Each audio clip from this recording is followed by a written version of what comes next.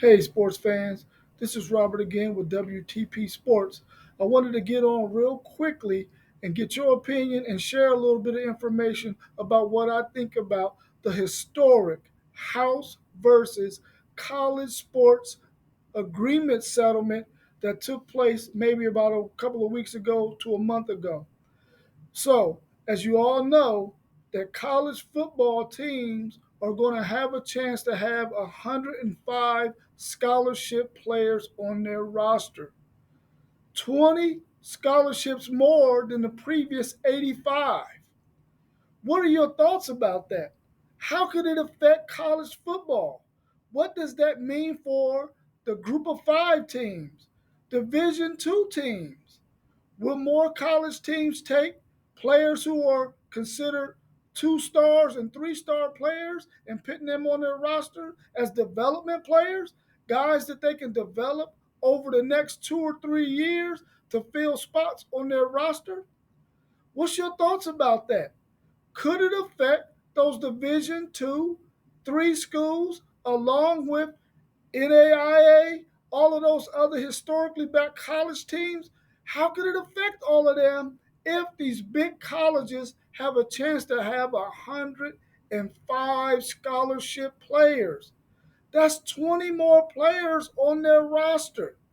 Does that mean that those lower level college football teams are not going to be able to fill their rosters?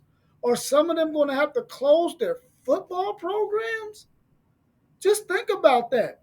If you're a player out there and a team like Alabama or Ohio State or Michigan or Florida State come knocking on your door and you're only a 2 or 3 star and they're willing to develop you for 2 and 3 years, along with you getting some NIL money, you would probably jump on that as a high school athlete.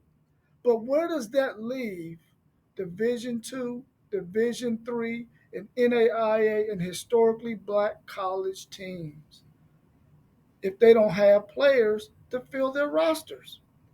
They will probably have to go to something like a 53-man roster like they have in the NFL because they're not going to be able to have more than 53 players because most of them are going to probably go to those bigger schools to get developed, to get coached by some of the best coaches in college football with a goal to go and play either in the NFL or possibly in some other kind of league like the USFL or the Canadian Football League.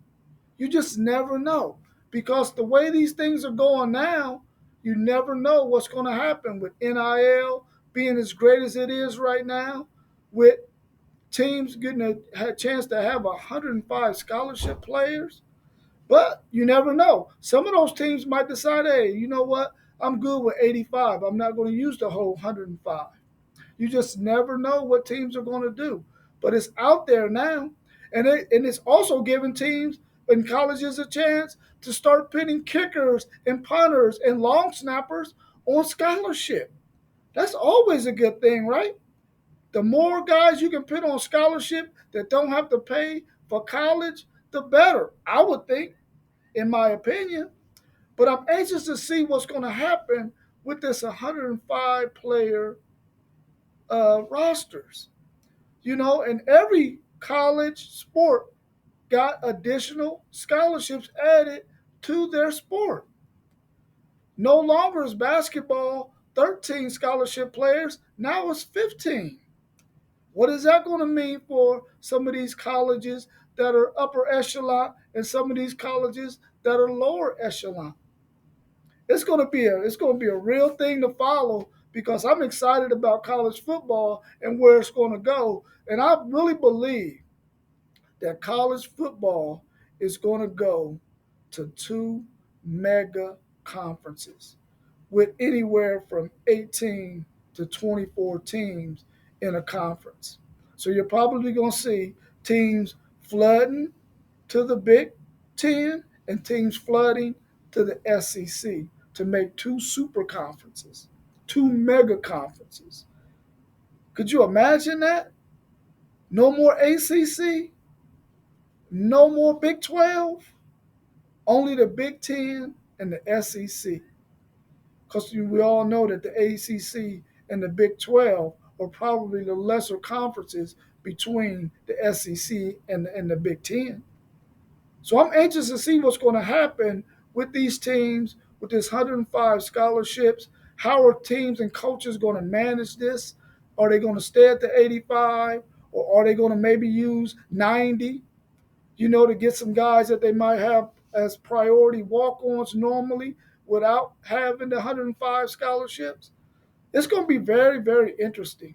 But the one thing I'm really excited about is the fact that more guys will probably get to go and play at that Division I level and get trained and coached up by some of the best coaches in the game.